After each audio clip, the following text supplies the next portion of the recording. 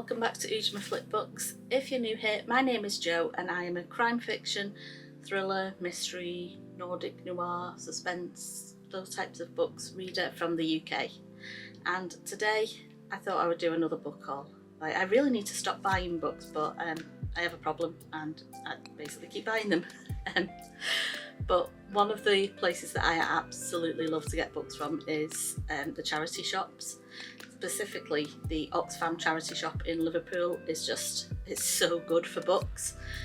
So I've basically got a haul from the last few trips there that I've made and thought I would show you what books I've picked up and added to my never-ending reading pile, because even though I'm aiming to read 7 books in March, it's the 5th of March and I think I've added 10 books at least to my to-be read pile just from buying books. So clearly the plan of trying to get through my to-be read pile is not happening because we're just adding more books than we're taking out, but it's a vibe, I guess.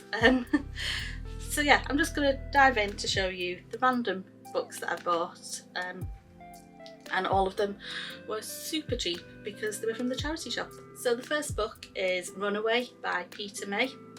I think I have read some Peter May books before, but Runaway is one of the standalone novels that he's done, and I picked this up for the amazing price of £1.99. So yeah, I think all the books are £1.99, which is why I can't say no to them, because that's such a good price.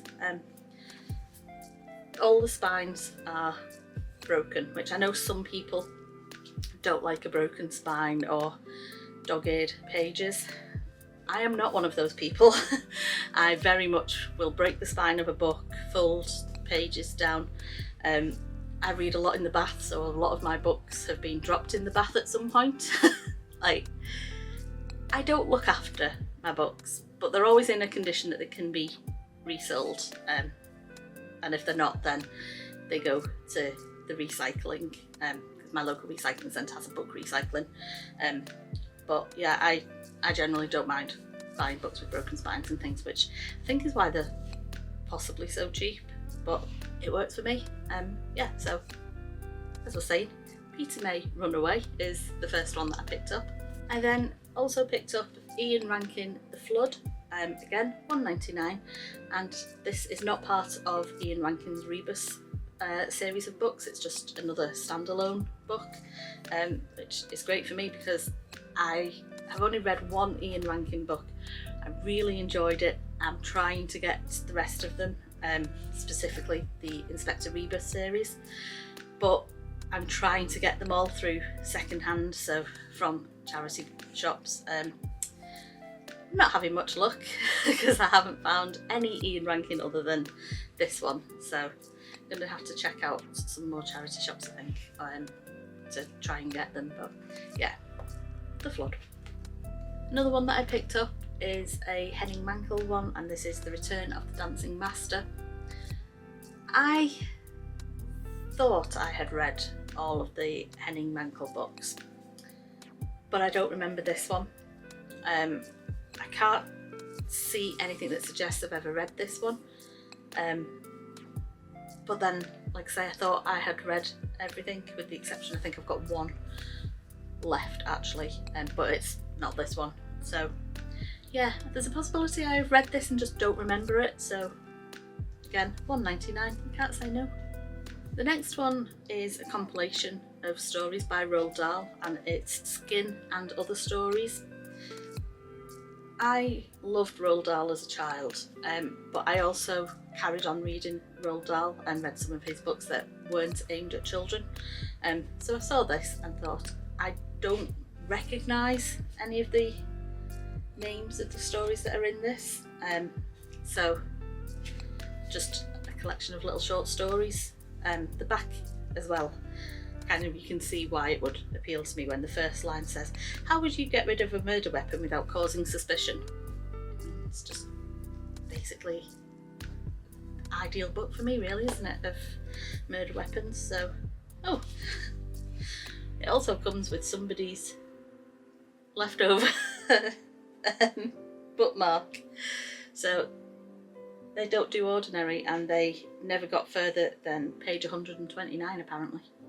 And then the last book that I picked up is a bit of a different read for me, and it's The Passenger by Ulrich Alexander Boschwitz.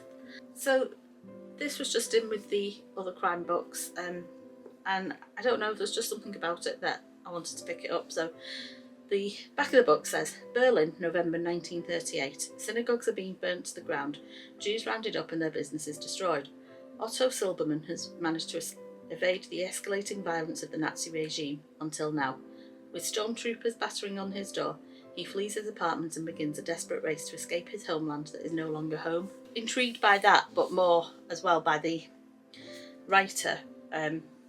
Was born in Berlin in 1915, left Germany in 1935 for Oslo, Norway, studied at the Sorbonne in Paris and wrote 2 novels including The Passenger.